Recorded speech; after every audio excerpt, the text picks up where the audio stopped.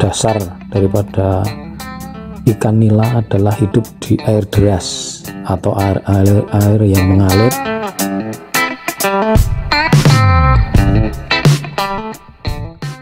Halo, apa kabar sahabat bisnis terbaru? Bagi kalian yang hidup di daerah perkotaan, memang sudah bukan hal mustahil lagi jika memiliki lahan yang cukup sempit. Namun, semua itu tidak menjadi penghalang bagi kalian agar bisa membudidayakan ikan. Salah satu ikan air tawar yang bisa kalian pelihara di lahan sempit yaitu nila. Bahkan, ikan jenis yang satu ini bisa dibudidayakan melalui media ember tanpa menggunakan aerator. Nah, langsung saja pada pembahasannya yuk. Ini dia. Inilah cara budidaya ikan nila dalam ember tanpa aerator, mudah dipraktekkan.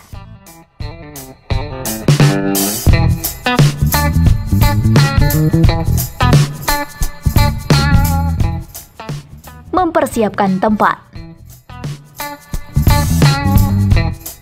Sebelum memutuskan untuk mencoba budidaya ikan air tawar jenis ini, maka sebaiknya kalian terlebih dahulu siapkan ember plastik yang akan digunakan sebagai sarana kembang biak nila. Kalian tidak hanya membutuhkan ember plastik yang tahan pecah, akan tetapi kalian di sini juga harus mempunyai ember dengan ukuran yang pas untuk proses perkembangbiakan. Pilihan dan gunakan saja ember berbahan super tebal dengan ukuran besar. Jika sudah, langsung saja siapkan paralon kecil yang berfungsi untuk membuat sirkulasi air di dalam ember. Untuk lebih gampang lagi, kalian dapat menambahkan keran maupun penutup saluran air. Dengan begini, maka kalian dapat mengatur sirkulasi air setiap saat tanpa perlu takut air tumpah.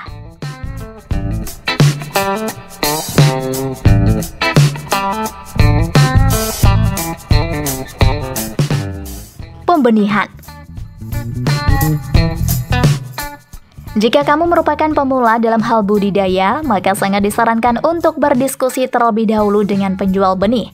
Bahkan, akan lebih baik lagi jika kamu menanyakan mengenai cara terbaik budidaya nila di dalam ember, serta meminta masukan yang tepat. Selain itu, kamu juga harus memilih benih nila yang berkualitas. Pada umumnya, benih ikan berkualitas memiliki fisik tanpa cacat, dan mempunyai warna, ukuran, dan bentuk yang sama satu sama lain. Warnanya memiliki garis yang jelas dan terlihat mulus, dan benih aktif bergerak di dalam air.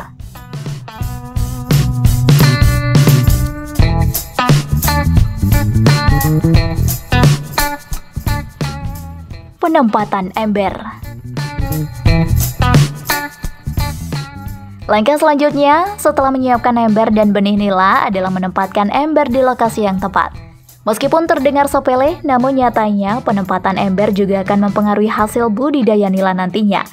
Kamu wajib menghindari penempatan ember budidaya di ruangan yang terpapar sinar matahari secara langsung, lembab, atau tempat yang memiliki suhu terlalu dingin. Tempatkan ember di ruangan yang sejuk dan memiliki suhu udara yang stabil. Dengan begitu, proses perkembangan ikan nila akan lebih optimal.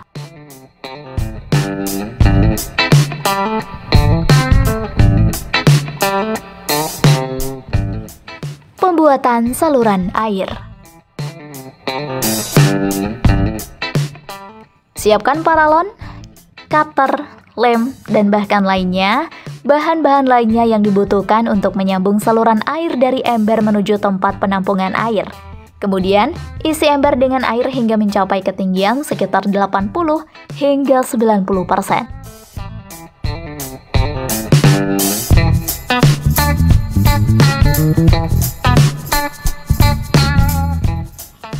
Penyebaran benih.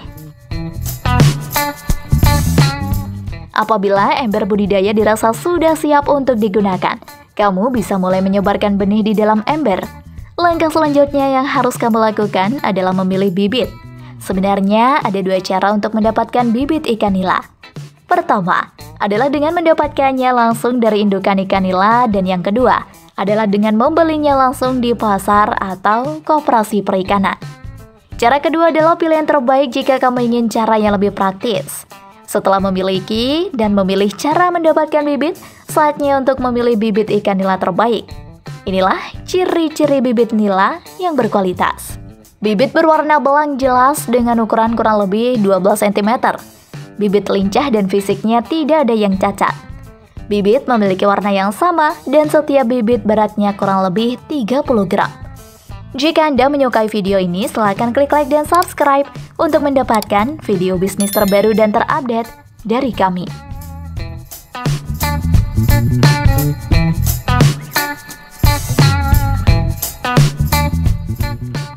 Pemeliharaan.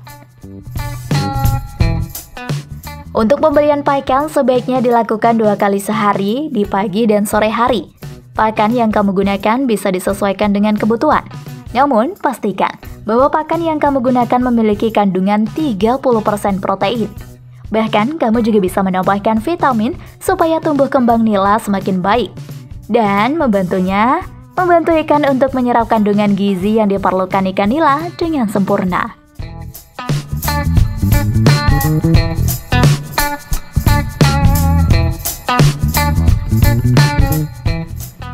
Pengelolaan air. Kamu pun harus rutin mengelola air dan memantau kandungan air, termasuk kadar keasaman air. Periksa juga kadar NH3, CO2, dan H2S telah sesuai dengan standar. Jika belum, maka kamu wajib menyesuaikannya. Hal penting yang perlu kamu ingat adalah salah takaran kadar akan menyebabkan pertumbuhan ikan kurang optimal. Bahkan hal ini mampu menjadi penyebab kematian pada ikan nila. Pada umumnya, jika ketiga kandungan tersebut sudah berlebih, akan menyebabkan air mengeluarkan bau busuk dan terlihat keruh. Jika sudah begini, maka segeralah lakukan penggantian air.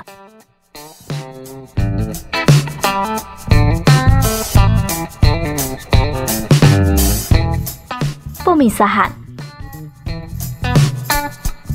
Pemisahan ikan nila bertujuan untuk memudahkan proses pemeliharaan. Hal ini dilakukan jika bobot ataupun bentuk ikan mulai terlihat. Sebaiknya kelompokkan sesuai dengan bentuk dan beratnya.